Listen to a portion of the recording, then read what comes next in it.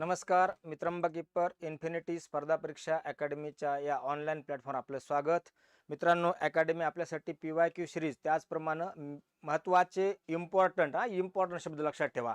IMP topic कमी वेळामध्ये जास्तीत जास्त 15 मिनिट लक्षात ठेवा. 15 ते 20 मिनिटापर्यंतचे टॉपिक आपल्यासाठी एक्झामच्या दृष्टीने जे महत्त्वाचे आहेत ते घेऊन येत आहेत.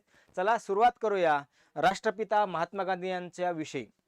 मित्रांनो, गांधीजींना आपण Mahatma, one man boundary army अशा ज्या पदव्या आहेत किंवा बापू हे कोणी म्हटलं. उदाहरणामध्ये गांधीजींचं आफ्रिकेमधलं कार्य, गांधीजींचं बेसिक ज्या माहिती, अहिंसा दिवस, ह्या गोष्टी आपल्याला माहीत पाहिजे. कारण का आपल्याला राष्ट्रपिता महात्मा गांधी जे ही एक्झामच्या दृष्टीनं आपल्याला काय क्वेश्चन म्हणजे MCQ मध्ये आपल्याला गांधीजीवर काय प्रश्न विचारू शकतात तेवढंच आपण या लेक्चरमध्ये कव्हर करतोय. चला, राष्ट्रपिता महात्मा गांधीजी यांच्याविषयी आपल्याला आजच्या लेक्चरमध्ये म्हणजे 1869 ते 1915 पर्यंतचा कालखंड पाहायचा आहे. म्हणजे गांधीजींचं पार्श्वभूमी आणि आफ्रिकेमधलं योगदान. त्याच्यानंतर आपल्याला पुढच्या लेक्चरमध्ये 1915ला भारतात आगमन आणि त्यानंतर 1948 पर्यंतचा हा कालखंड.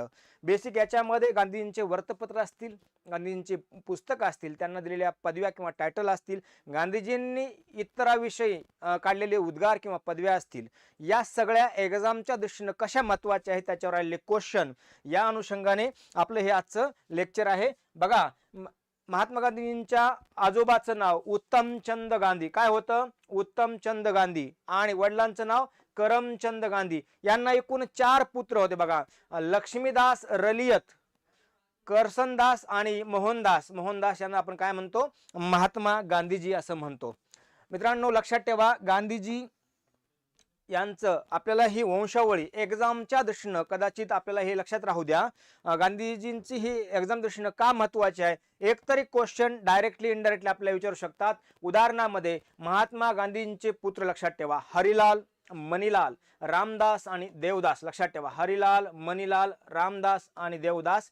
आणि हा प्रश्न महत्त्वाचा आहे, गांधींचे मानस पुत्र कोण? जमनलाल बजाज. काय नाव आहे? जमनलाल बजाज. त्याचप्रमाणे गांधींचे खाजगी सचिव, ज्यांना आपण सचिव म्हणतो, त्या व्यक्तीचं नाव महादेव देसाई. हा पण पॉइंट लक्षात ठेवा, IMP आहे. आपल्याला याच्यावर आयोग डायरेक्टली आणि इनडायरेक्टली प्रश्न विचारू शकतात. हरिलाल, मणिलाल, रामदास, देवदास हे गांधींचे पुत्र आणि मानस पुत्र जमनलाल बजाज. मित्रांनो, जमनलाल बजाज यांचं आपल्या स्वातंत्र्य चळवळीमध्ये महत्त्वाचं योगदान आहे.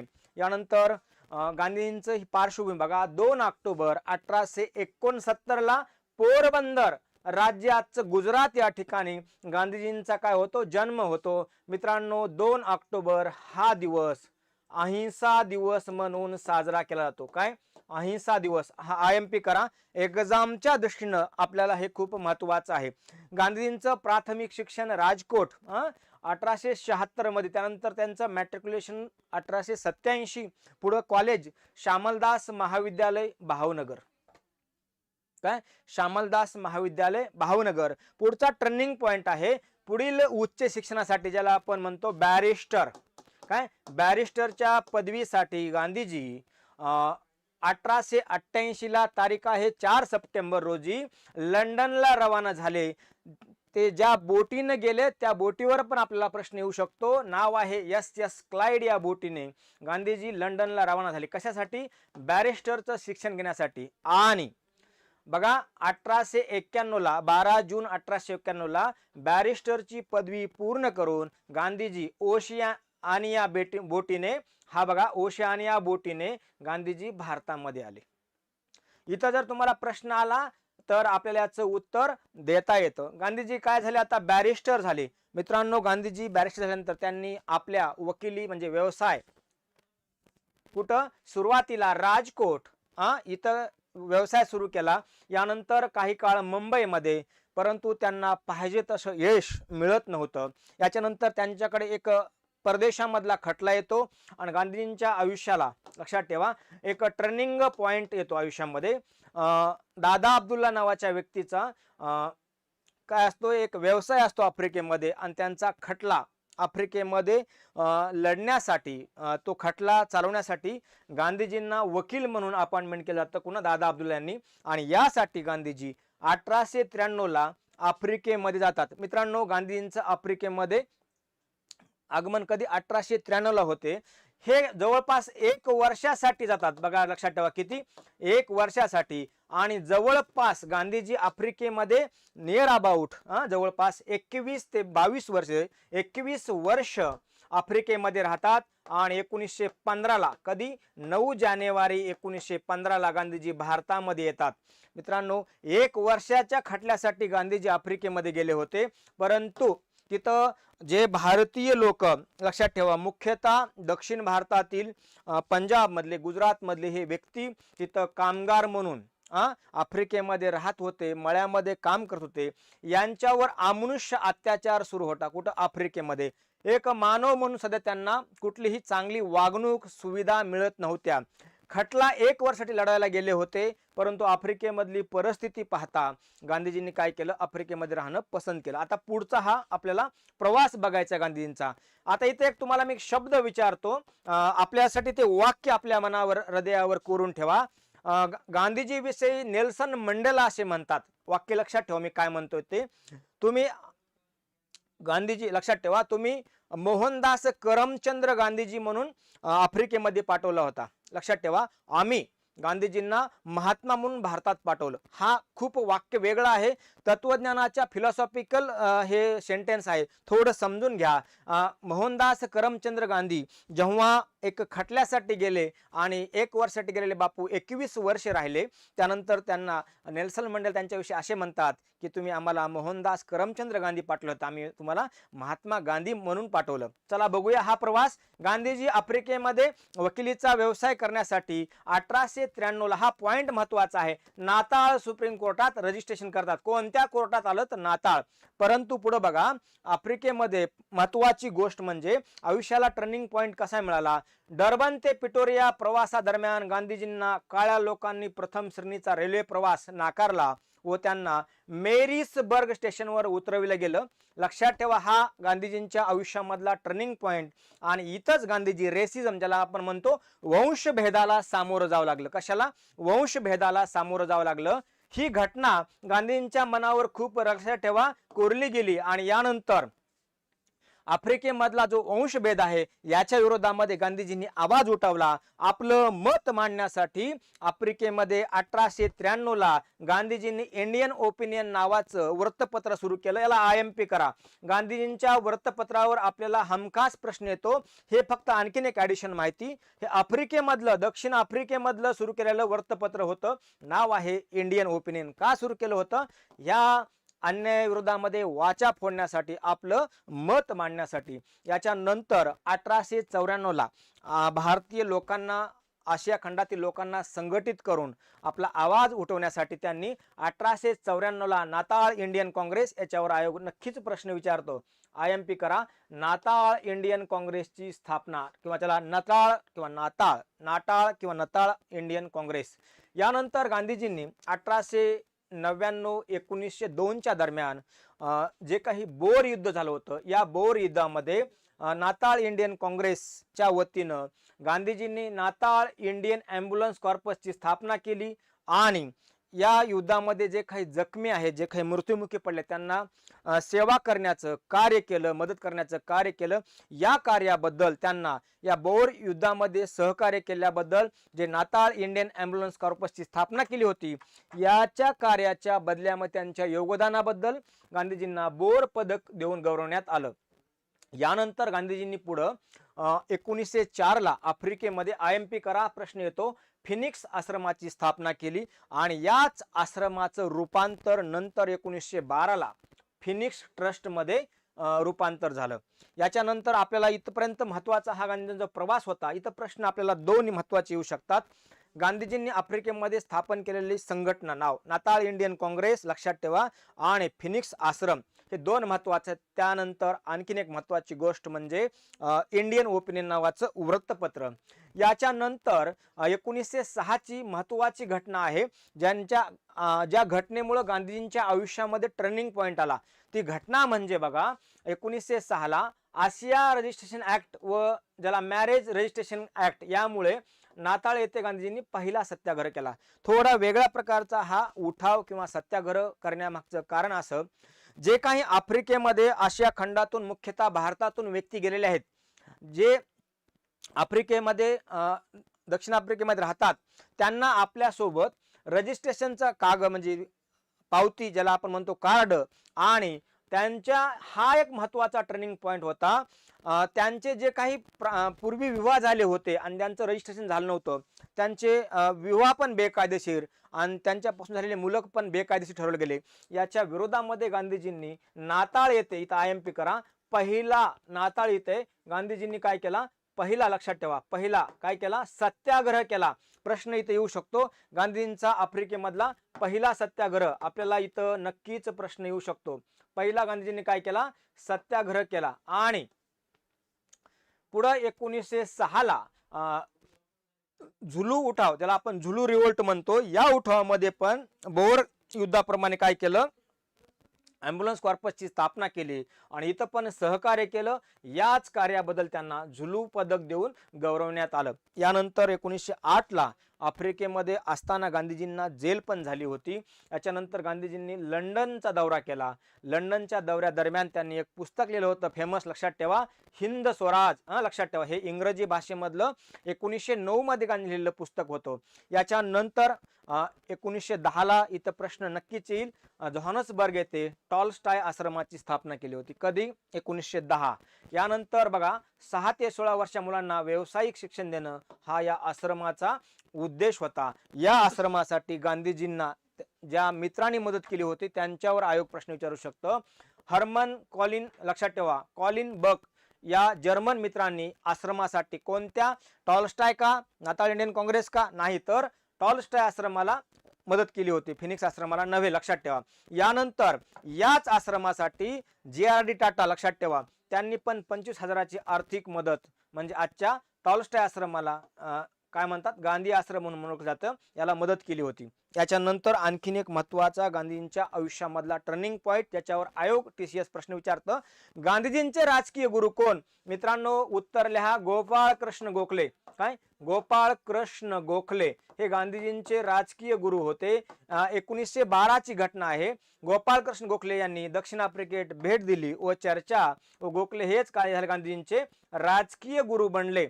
यानंतर पुढचा महत्त्वाचं आणखीन एक आंदोलन होतं, गिरमिटिया प्रथेविरुद्ध 1913 ला गांधीजींनी आफ्रिकेमध्ये आंदोलन केलं होतं.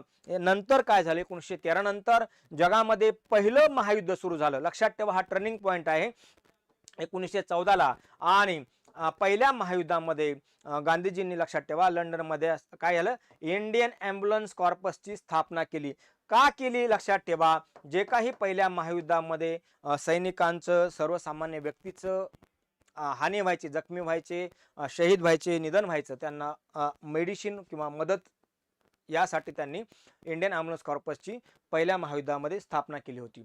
यानंतर गांधीजींचं महत्त्वाचे वृत्तपत्रे आफ्रिकेमधले त्याचप्रमाणे भारतामधले आहेत, जे एक्झामच्या दृष्टीने खूप महत्त्वाचे आहेत. इंडियन ओपिनियन हे आफ्रिकेतून प्रकाशित होणारं वृत्तपत्र होतं, तर यंग इंडिया हे इंग्रजी साप्ताहिक 1919 ला भारतातून प्रकाशित होणारं साप्ताहिक होतं. त्यानंतर पुढं महत्त्वाचं गुजराती आणि हिंदी भाषिक मध्ये नवजीवन, लक्षात ठेवा, 1919 ला सुरू झालं होतं. याच्यावर प्रश्न हमखास येणार, Young Indian Opinion, Young India, Navjivan, Harijan, Harijan Bandhu आणि हरिजन सेवक, IMP करून ठेवा. हे गांधीजींचे वृत्तपत्र आहेत. आपण गांधीजींना, लक्षात ठेवा, ज्या माध्यमातून गांधीजींनी आपलं मत मांडलं ते वृत्तपत्र महत्त्वाचे आहेत. यानंतर या वृत्तपत्रासाठी इंदुलाल याज्ञिक यांचं सहकार्य लाभलं होतं. कोणतं, नवजीवन. पुढं गांधीजींनी 1933 मध्ये 3 वृत्तपत्र सुरू केले होते. हरिजन हे इंग्रजीमध्ये होतं, हरिजन बंधू हे गुजरातीमध्ये होतं आणि हरिजन सेवक हे हिंदीमध्ये होतं.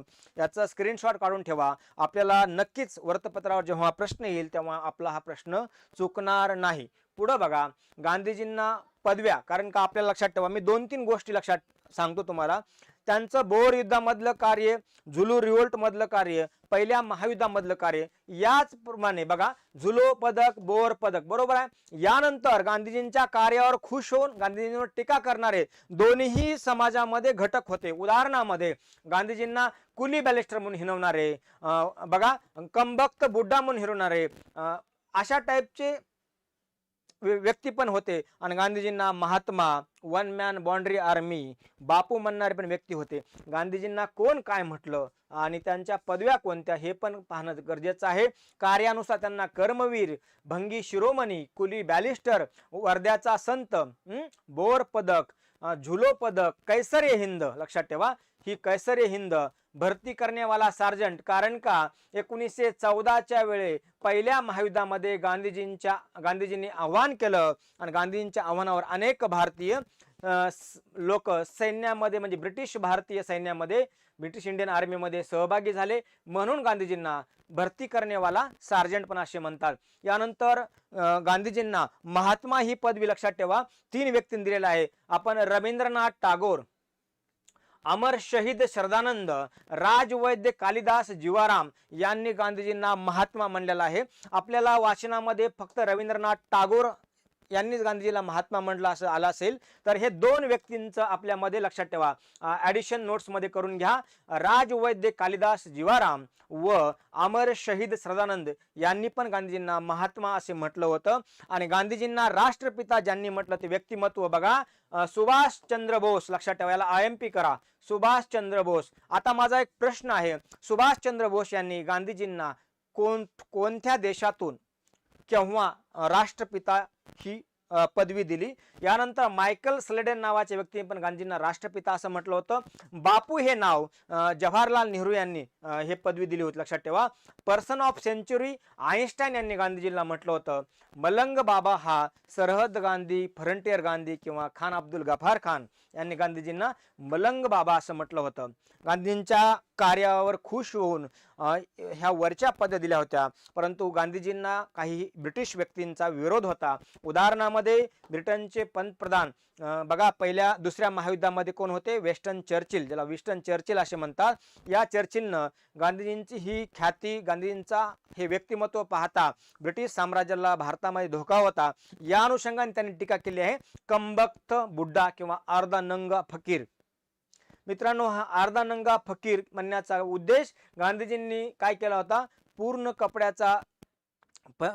कपडे न घालण्याचा निश्चय केला होता. कारण का एकदा मदुराईला जात असताना एका मुलानं विचारलं, गांधीजींनी आव्हान केलं होतं की भारतीयांनी खादीचा पुरस्कार करा, खादी घाला. पण त्या मुलाने विचारलं, गांधीजी म्हणजे बापूला विचारलं की बापू आम्हाला म्हणजे आपण म्हणजे खादी घालणं शक्य नाही.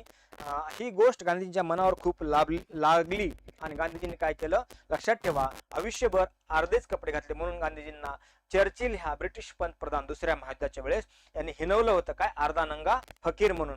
यानंतर जेव्हा भारत स्वतंत्र झाला आणि भारतामध्ये सांप्रदायिकता वाढली, धर्मामध्ये लक्षात ठेवा दंगली व्हायला लागल्या. 1947-48 दरम्यान गांधीजींनी काय केलं?